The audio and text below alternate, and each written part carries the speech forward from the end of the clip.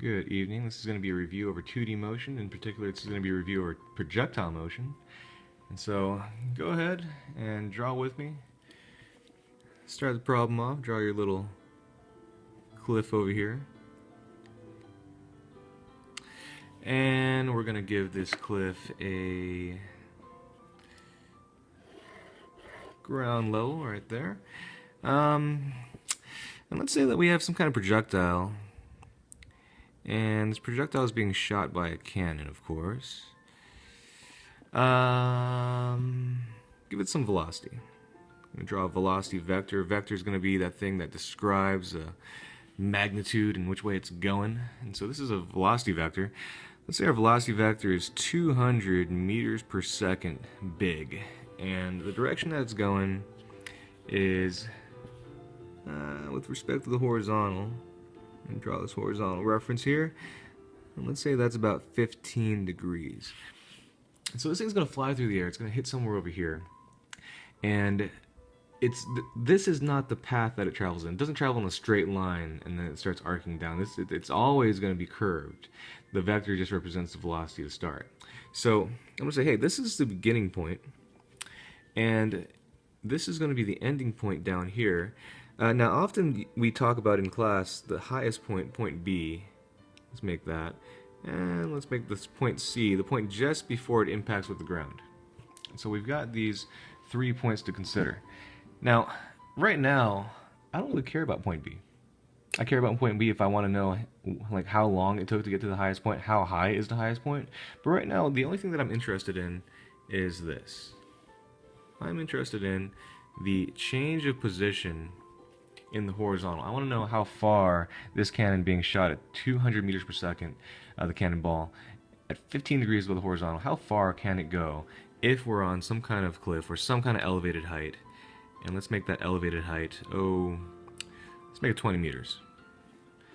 Okay, so this thing's 20 meters up, being shot at 200 meters per second. It's 15 degrees above the horizontal. It's going to hit somewhere over here. We just don't know where. And we got to try to figure it out.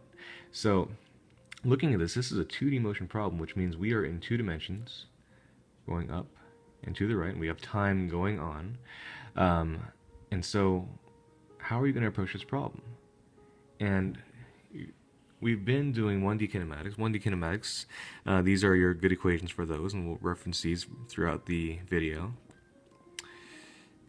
And so the first one is the final velocity is equal to initial velocity plus the acceleration times the time. And just to make a note, this is in y equals mx plus b format. Just switch these two.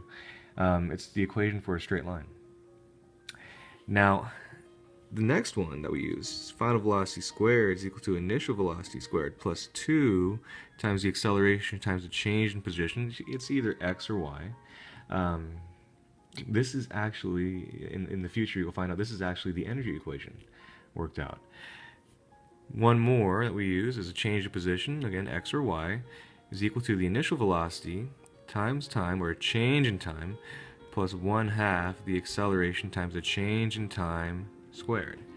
Okay, so these are the 3 that we're going to run back to. We can talk about average speed, we can talk about just different things, average acceleration, but really, let's just talk about these 3 equations whenever we're doing this problem. So we'll keep those up here for reference. Now, looking at this problem, we're going through the air. We're going from here to there. We're going to ignore air resistance. Just don't worry about it for right now. Maybe if you go take APC, that'll come into play. But AP1 it won't. It's going in 2 dimensions. It's going in the X, horizontal. It's going in the Y, like that, in the vertical. And we're only concerned with these 2 points. A lot of times you guys try to solve the problem by going from A to B, then to C. But really, what you got to understand is that if we're only interested in the beginning and the end here, then who cares about this point right here? Who cares about B? So let's only concern ourselves with points A and point C, and A is going to be our initial point, and C is going to be our final point. And so in our equations, I can count that I have 1, 2, 3, 4, and 5 different variables that I can deal with these equations. And so I'm going to write them down in a list. Initial velocity, final velocity, acceleration, change in time, change of position x, change of position y. Fantastic. The other thing I'm going to notice is that we have x's and we have y's. And we have these two axes that we're working on. Here's the horizontal, here's the vertical again. And before we go on, I'm going to go ahead and say that upwards is positive and downwards is negative. So anything pointing up is going to have a positive sign to it. Anything going down, changing down, moving down, something going down is going to have a negative sign to it. That's going to be very important in the future. Okay? And so, not only that, but we also have left and right. And I'll say anything going left is negative and anything going right is positive. And you're used to this from math. Now it's up to you to define these, but right now I'm just going to define these as negatives to the left and down, positives to the right and up. Alright? So back to my list, I have all these variables, and I have them for my x direction, and I have them for my y direction, and that's really what's going to define a 2D motion problem, is working in the x and the y. If we were in a 1D motion problem, we'd just be working in the x, or just in the y. But here we're working in both. So let's look at our initial velocity. And the initial velocity is associated with point A. The initial velocity is 200. It's 200. But the initial velocity in the x direction is not 200. The initial velocity in the y direction is not 200. And often students will make the mistake of putting 200 here and 200 there. And you don't want to do that. So go ahead and just redraw your vector. This is going to help you out. Whenever you get better at it, don't need to do it, but for right now, I'll just walk through all the steps. You can fast forward if you want to, at whatever point in the video that you would like. It's a wonder of video technology. You can ignore me whenever you want. So we have these two components. Here's my horizontal component, my vertical component right there. And of course the hypotenuse is 200 meters per second. That's just the unit. So 200 apples long, 200 pounds, 200 newtons. And so there we have our 200 meters per second. That's a vector. It's got this magnitude going up and to the right. And it's very important that we know the degree, 15 degrees. And so, if you look at this, it's got this piece that's going to the right, it's got this piece that's going up, and if we combine the two pieces, we get 200, and it's going up and to the right. And so we can talk about the initial velocity in the x. We can talk about the initial velocity in the y. And what are these equal to? And for that, we're going to use a little bit of trigonometry. This is also going to be a little bit of trigonometry review. So if I go back down here, I can write out my acronym that helps me remember my trig. So there it is. SOHCAHTOA is going to help us remember the trig, and here we're about to use it. So if we look at this, let's say we start with v naught x, the initial velocity in the x direction. This side of the triangle is touching my angle. It's adjacent to my angle. This side v naught y, it's not touching my angle at all. It's opposite of my angle. So if we're concerned with v naught x, like how my shadow's kind of not in the right spot with my pen, trying to point. But if we're concerned with v naught x, that's the adjacent side. And if we're given the hypotenuse already, we're looking at adjacent, which starts with an A, hypotenuse, which starts with an H, and that's going to lead me towards this. So what is this? This is CAH. The C stands for cosine. And so if we write down cosine, not cos, but cosine, it's going to be cosine of our angle theta. In this case, theta is 15 degrees. That equals the adjacent side, v in the x direction, divided by the hypotenuse. That's going to be 200. And so now we have this simple ratio. The trigonometric functions are just ratios of the sides. You take the angle, it's equal to the ratio of the sides. In this case, v naught x over 200. Solve the equation. Move 200 over, multiply both sides. We have cosine of 15 is equal to initial velocity in the x direction. And if I take my calculator, make sure it's in degree mode, 200 cosine of 15 gives me 193.2. So this is 193.2 meters per second. Okay, I'm going to put that in my list. Here's my list up here, and we have the initial velocity is 193.2, and I didn't leave room for the units, meters per second. Now, let's look at the y side. The y side is opposite my angle, opposite hypotenuse, O and H, that's going to be sine. Now, if we already know that this side is 193.2, I could say opposite, adjacent, we can use tangent. Well, let's go ahead and use sine. So I'm going to write it out. Move my paper. Sine of 15 degrees is equal to the ratio of OA over H, opposite over the hypotenuse, 200. Okay, and again, we're going to rearrange it just like we did, multiply both sides by 200. So we have 200 times the sine of 15 is equal to something, something. Sine of 15 gives me about 51.76. For sig figs, it's good enough. And I'm going to put that over here, 51.76 meters per second. Awesome. So we're looking again, you know, we've broken down our initial velocity in x's and y's. And maybe we can talk about final velocity. Well, final velocity is going to be different than the initial velocity if we have acceleration. So taking a look, let's look at acceleration before we do final velocity. The acceleration in the horizontal, you know, what's providing any kind of force that's pushing it left or right? What's going to change the velocity in the x direction? The only thing that would do that with a projectile would be wind or air, which we said we were ignoring. So in the x direction, for us, a horizontal, the acceleration should be 0 meters per second squared. Really no need for the unit there because it's 0. And if the acceleration is 0 in the x direction, then that means that my velocity does not change in the x direction. Okay, but in the y direction is the vertical. We've got something pulling down in the vertical, and that something's gravity. Gravity, the force of gravity, provides an acceleration for objects that are under just the force of gravity. It would provide an acceleration of 9.81 meters per second squared, or meters per second, which means every second that passes by, the velocity in the y direction would change by 9.81. Okay? The reason why I put negative was because before we said anything pointing down is going to be negative. So there you go.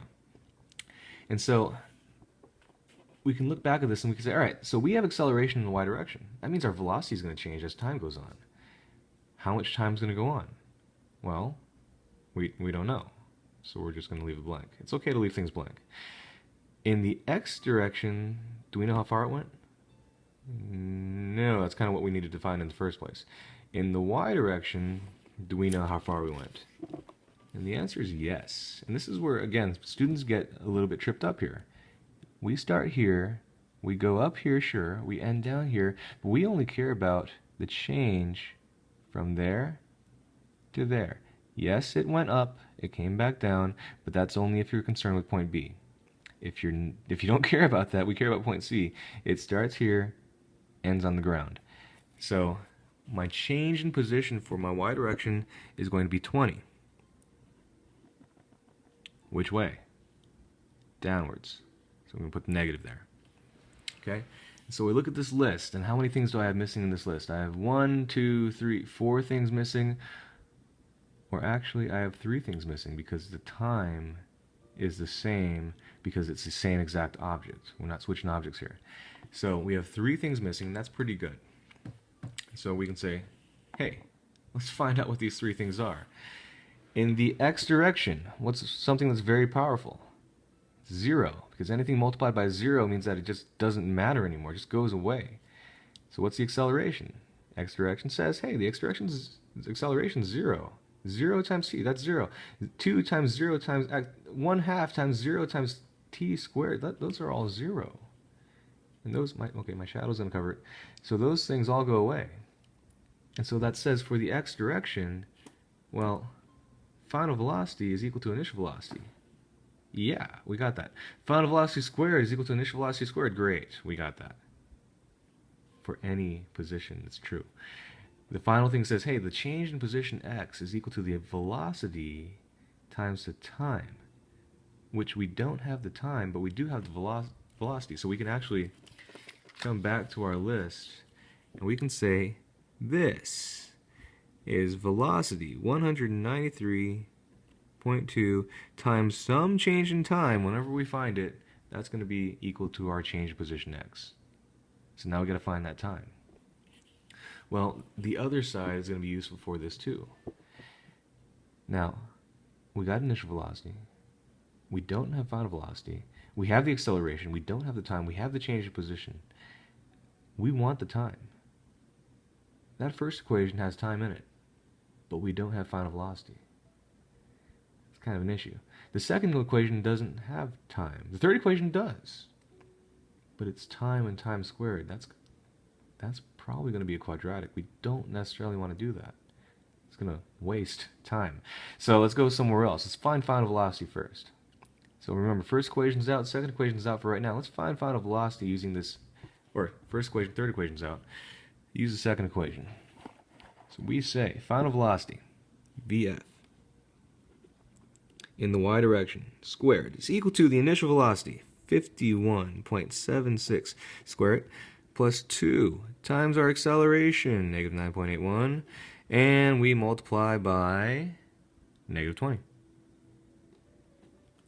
And if I look at this, all this together, these are going to cancel out, the negatives are going to cancel out, and I'm going to have to square root all that to get the final velocity in the y direction.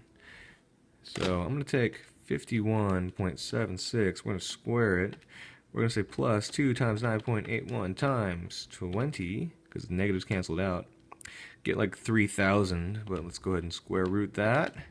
And my final velocity is 55.4 meters per second. My initial velocity was 51.76 meters per second. I'm going faster, which makes sense because here I go up, gravity works on me to slow me down. I go down, gravity's working on me to speed me up. At the same height, I'd be the exact same speed. I'm lower than that, so gravity gets to work a little bit longer. So I'm going to be moving a little bit faster. Last thing, don't make the mistake. Which way are we moving? We're moving down. So what do I need? I need this negative. So put it into your equation or your variable table, negative 55.4 meters per second. And now we're looking at the change in time. Simple way to do this. We started with 51.76. We ended with negative 55.4. We have a change in velocity, and we have the rate of change right here. And so I say, hey, we're starting off at 51.76. Our final is 55.4, and the other way, the total change is like 107. We can divide that by 9.81 because that's the rate of change, and I'm going to get about 10.9, maybe 11 seconds. All right? If you're uncomfortable with that, then that's okay. That's what the first equation's for. First equation, running through that, says, hey, final velocity, negative 55.4 equals initial velocity, 51.76 minus 9.81 times a change in time. So if we move this over here, I have negative 55.4 minus 51.76 gives me 107.16. Okay? And it's negative. And that equals negative 9.81 change in time. You know, if you have a negative and a positive on the other side with this making time negative, you probably screwed up. But that's okay, you probably just missed a sign. So 107 divided by 9.81 gives me the time of 10.9. Let's call it 10.9. 10.9 seconds. I'll put it right over here. 10.9 seconds. 10.9 seconds. And why did we want that in the first place? Well, we wanted that because we want to find range. We can plug it in right there. So it's already in your calculator, 10.9. 10.9 times 193.2 gives me 2,110 meters. Holy cow. So the change of position is 2,110.4. Don't be so exact with it though. Meters. That's how far this thing travels through the air. The last thing that we can do is probably talk about the final velocity. What's the final velocity? It's that, or it's that, but it's actually both. The final velocity is going to the right, and it's 193.2 meters per second. The final velocity is also this, 55.4 meters per second in the vertical. We got to combine these two. Our final velocity overall has got to be something that has both to the right and down as its properties. And it's your favorite equation, the Pythagorean theorem. 193.2 squared plus 55.4 squared, and square rooted gives me 200.98 meters per second, and that shouldn't be very surprising. We're going really fast, and the change in height is about 20 meters. It's going to be about the same velocity, just pointed this way, down. At what angle, you say? Well, let's find the angle. It's opposite. We got hypotenuse. What do we say? Opposite, or opposite adjacent, sorry. And that's going to be tangent. And we've got tangent of the angle is equal to opposite, 55.4, over adjacent. And then we're stuck because we didn't use the right function. We're looking for the angle. Tangent. Inverse of the ratio is equal to our angle, which is going to be, hold on, 55.4 divided by 193.2, and that's going to be 16 degrees. So theta is equal to 16 degrees, and let's be a little specific about this. It's going 16 degrees below the horizontal. And there you go. There's a 2D motion problem. Any 2D motion problem can be set up like this. Of course, you'll be missing different things here. Alright. Thanks for watching.